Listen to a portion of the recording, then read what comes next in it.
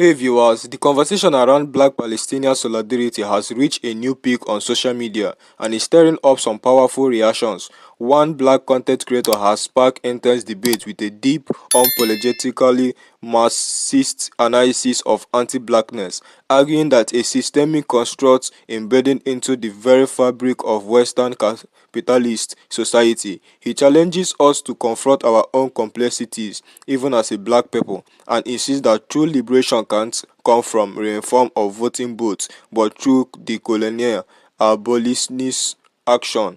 But not everyone agrees. In fact, Black creators across the platform have pushed back hard. Some accuse him of creating space for non-Black people to critical Black resistance. Others argue he's dangerously minimizing historical anti-Black racism that predates European colonization, and merely are calling out what they see as a dangerous oversimplification of global power dynamics. Today we are diving into this discourse, unpacking what anti-Blackness really means, what solidarity looks like, and why this debate is exposing serious tension within Black political thought.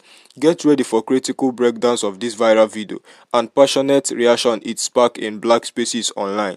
You are watching the Discourse Report. Let's get into it. It's been a week now that the Black/Palestinian discourse has been a thing on this app, and I just want to come on here and get my analysis and my take on things such as what is anti-Blackness and what does anti-Blackness actually look like. Firstly, we have to all agree that anti-Blackness is a construct that needs to be deconstructed and abolished, and we also have to realize that since we live in a capitalist system, in a Western white supremacist capitalist system, that anti-Blackness is a norm for the society in which we live in, and in one way or another, we all are participants in this anti-Black system. So this means all of us, whether we like it or not, are anti-Black or complicit in anti-Blackness, either passively or actively. A way of passively participating in anti-Blackness in our society is paying things like taxes, because our tax dollars inherently go to the global south to disenfranchise Black people within the global south, like in the Congo and in Sudan. An active way of participating in anti-Blackness is being a thing like a Black liberal, Black conservative, or being an active participant in the United States military. These are all active ways of being anti-Black in our society. We all have to realize that we all participate and we all have levels of anti-Blackness that we need to deconstruct within ourselves as Black people.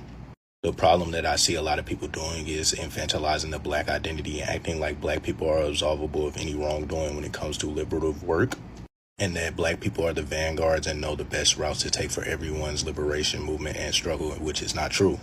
In this case, the best people to go to learn about Palestinian liberation would be Palestinian people. You will not ask a Black American what is the best way to liberate Palestinian people, because we do not view the world through a Palestinian lens. This is the same for Palestinian people. You will not go and ask a Palestinian person in Gaza what is the best way to liberate Black Americans, because they do not have the lens of living life as a Black American. This is why liberation movements are always led by the primarily expressed targets of the oppression. Examples of things like this are the Civil Rights Movement, Black Power Movement, etc., etc. And at this point in the video, I'm going to use a decolonial Marxian lens to analyze anti-Blackness. I've mentioned this on my platform before, but Frederick Engels says the more that society depends on the state, the more and more that the state will be harder to abolish and get rid of. And I'm seeing the same things with colonialism and anti-Blackness. They have become their own states in a way. The reason why it's so hard to deconstruct and abolish the construct of anti-Blackness is because anti-Blackness is a 1,000-year-old concept that people have depended on to survive. We survive off of the systems of colonialism and anti-Blackness every day in our society. This is why things like voting will never save us, is because in order to fully liberate ourselves, we need a decolonial lens to move and to work through and to liberate ourselves from the shackles of racial capitalism. Decolonization and abolition of the systems that we face from the oppression are the only ways to see any material progression or moving forward for Black people. This is why some people may say that I'm absolutist and I'm not pragmatic in my activism, but what I have to always stress and what I always say is that the things that the empire does outside the country with this imperialism will automatically come around and affect the domestic population. This is called the imperial boomerang theory. This is why, as Black Palestinian people and other non-white people and white people, we all need to divorce ourselves from the systems of oppression that all play to our plight and downfall. Anti-Blackness is something that deserves to be called out when doing liberative work, but it should never be a deterrent from liberative work, because the only way that we're going to liberate ourselves from anti-Blackness is by doing liberative work. And I'm going to finish this video off by saying that no one is above participating in anti-Blackness. Even Black people are anti-Black. So I say this to say, get out, get organized, and get in the field. Hello there, nephew. I'm not going to roast you unless you do a I'm finna cook you video. But I had to unfollow you because I don't understand. But let's break down what you said. Number one, there is a difference between anti-blackness and racism. All anti-blackness is racism. All racism is not anti-blackness. Understand that. Non-black people being anti-black means they are being racist. It's established that racism includes holding power over another group, correct? And we know that black people are at the very bottom. So in that, we can make the connection that those who hold power are above us on the oppression ladder. That's all non-black people. They hold power. To excuse it and place the blame on everyone due to white supremacy culture is shallow thinking. Racism is violence and danger, and since all anti-blackness is racism, it is violence. Now, this whole thought process that it's due because we live in a white supremacist society not only is incorrect, racism towards black people started way before Europeans were even thought of, but it's also infantilization. You're saying that non-black people are so weak that they're so easily influenced by white racism? Are they that pathetic? No, they have a history of racism and anti-blackness towards black people. They were not taught by white people. They already learned it before white people even knew we existed. This is why knowledge of slave trades is important. Arabs, Asians, they taught white people racism through their slave trades. That happened over 1,000 years before Europeans. They were already colonizing, raping, enslaving black people prior to Europeans. This is not a learned behavior from white people. This is something that they have embraced to build their own societies. Let's not forget. But I guess you can't forget what you don't know. You have become a door for non-black racists and white racists under the guise of not being racist because they support Palestine and are against genocide to attack black people who are also under a genocide in this country. We meet all 5 qualifications for genocide. So just because it's not bombs anymore does not lessen the impact of our genocide. I've always found you intelligent, so I don't know what this has done to radicalize you against your own people. But if you look up and the majority of the people supporting you are not black, if you look up and these non-black people are freely criticizing your people, then I think that maybe you should reconsider what's going on with you. The not voting for Kamala, saying she was pro-genocide while having nothing to say about Trump, because y'all don't say shit about Trump anymore, is insanity to me, because everything was made about Pali people, forgetting black people and the fact that we are the most vulnerable in this country, as it always is with black people. The rest of the world may suffer, but black people suffer the most. And to dismiss it as, oh, we all live in this anti-blackness that was taught by the white man because we're all so fucking dumb is bullshit.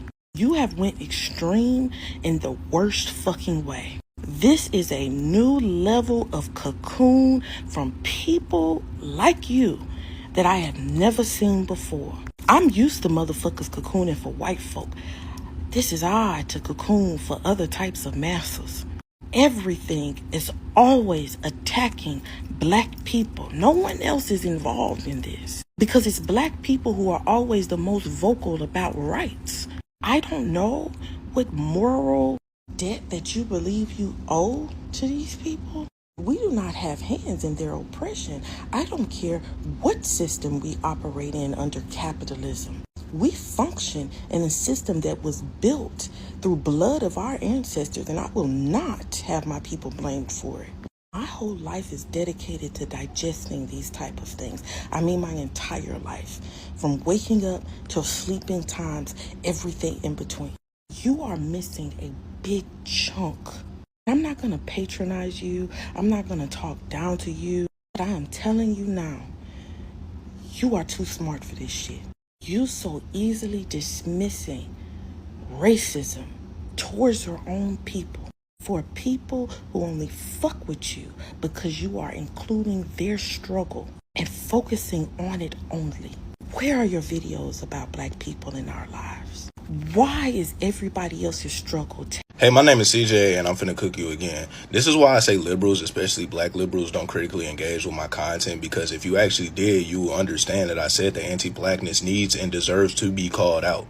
The reason why I said the anti-blackness should never be a deterrent from liberative work is because as black people, we are anti-black ourselves. We have anti-blackness within the black community. So are you going to sit here and say that we should not fight for black liberation anymore? No, you wouldn't say that. This is because the only way to liberate ourselves from anti-blackness is to deconstruct it and to flesh out the things that we have to work out within ourselves and within our community. That is the only way that you can rid yourself of anti-blackness. You cannot rid yourself by voting for Kamala Harris. You cannot rid yourself of anti-blackness for voting for black bourgeois politicians. These are anti-black systems that play to our degradation, and we need to divorce ourselves from them. I don't know how else I could put it, but we need to stop believing in the mission of the Democratic Party, because the Democratic Party is a white supremacist imperialist party. It does not matter who's the head or who's at the helm of it. Head of the Democratic Party for the last 4 years, and his term just was up this year, James Harrison, is literally a black liberal. This is why I'm saying black liberal institutions play to the degradation of black people. The same imperialism that the United States is committing inside the global south through people like Mike Langley is the reason why we can never liberate ourselves domestically. We as black people can never liberate ourselves in the States without creating connections and bonds with our brothers and sisters over on the continent, which is being heavily exploited by the Democrat and Republican parties both. It's not that hard to get out and organize, because you said that we never have a plan as leftists whenever we confront you all. You need to get out and organize inside of your community in socialist and communist organizations. That is the thing that I despise most about black liberals. You all believe that our liberation or our material conditions can be changed by checking a box. Did the Haitians in Haiti check a box when they liberated themselves from the French? No. Did Harriet Tubman check a box when she liberated herself and 300 other slaves from enslavement? No. We understand that there is a risk to our lives that comes with liberation work. It will never be a safe thing, because white supremacy never wants to have a safe space for black bodies. This is why identity reductionism can never save us. Now, if you want an article discussing identity reductionism, because I'm about to use this article in my video, you can just hit me up. But I know you're unserious and you don't actually care about black liberation. We can see through the social sciences such as Marxism that things like pragmatic voting in a settler colony will never work. This is because the mission of the settler colony will inherently affect the domestic population and the people who are already subjugated under the systems of white supremacy, i.e. black Americans. This is why having someone in the White House such as Kamala Harris will never liberate us, is because Kamala Harris is still a Zionist and imperialist and still exploits the continent. Pause and read.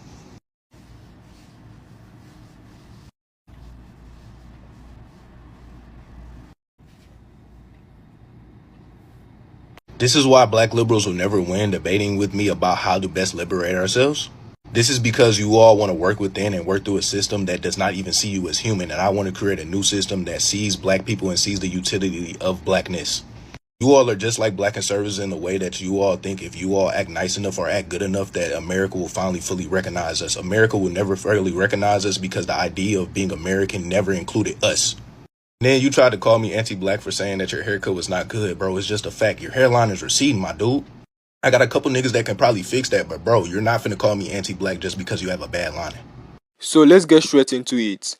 There is a growing conversation online that is long overdue, but it's also fracturing along painful lines. A black content creator recently posted a video dissecting anti-blackness through a Marxist decolonial lens, and while the analysis was rooted in radical critical, it sparked a wave of backlash, especially from other black creators. Why? Because the framing for many blurred the line between honest self-critical and opening the door for non-black people to feel entitled to criticize black liberation work, and that is where things get complicated. The original speaker argues that anti-blackness is a global construct, not just a byproduct of white supremacy, but a mechanism deeply embedded in every structure we live under, including systems run by non-black people of color.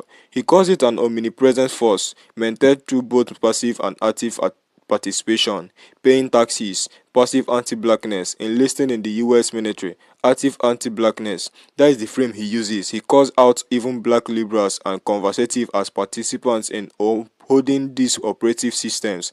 And listen, it's important to acknowledge that the kind of radical self-awareness, there is value in understanding that systemic oppression doesn't just come from above. It's replicated, literal and internal, but here is where it gets tense.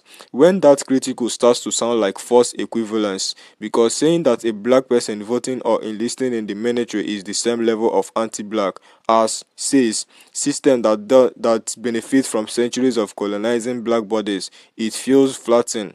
It doesn't account for the survival decision black people are forced to make in system we didn't create, and that nuance is missing in the original argument. Now, where the discourse really got inflamed is around the idea that all black people, non-black, everyone are complete in anti-blackness. Why that may be philosophically true in a systemic analysis, what it sounds like to a lot of people, especially black folks, is a diminution of the very real, very violent anti-blackness that non-black people, including other people of color, impact on black communities with full agency. And the rebuttal was clear. Black people cannot hold systemic power over themselves in the same way others can and do. Racism, especially anti-black racism, requires power, and globally, that power is real, if ever enhanced of black person. Then there is the pushback around the idea that non-black people anti-blackness is simply a reflection of white supremacy. Critics of the original video rightfully point out that this ignores the historical reality that anti-blackness existed long before European colonialism. Arab and Asian slave trade of black people didn't begin with because white Europeans taught them to do it. These were independent systems of exploitation, oppression, and subjugation that have their own histories. So to say non-black people are merely influenced by white supremacy undermines their own active role in anti-black violence, and that erasure is triggering to meaning. Let's also address what several commentators called enfatization of the black identity, something the original speaker was trying to push back against. He makes the point that black people are not exempt from criticism, that we shouldn't be seen as a moral vanguard for all movements, and that is fair. No group is monolithic or above critical, but the danger comes when the critical is weaponized by outsiders to delegitimize black resistance. If non-black people feel more comfortable criticizing black liberation strategy because they saw a black person do it first, that is not empowerment, that is co-optation, and that is what's at stake here. Then we have the point about leadership in liberation movements. The speaker makes a strong and honest, very valid argument that the people most affected by oppressors should lead their own movements. Palestinians should lead the Palestinian liberation movement. Black Americans should lead the Black liberation movement. That is the foundation principle of organizing. But here is where it loses some people. When the line of thinking is simple, used to imply that solidarity somehow equates to delusion, or that critical other groups in the name of anti-blackness is automatically liberatory, there is a line between accountability and antagonism, and is not always clearly drawn in these arguments.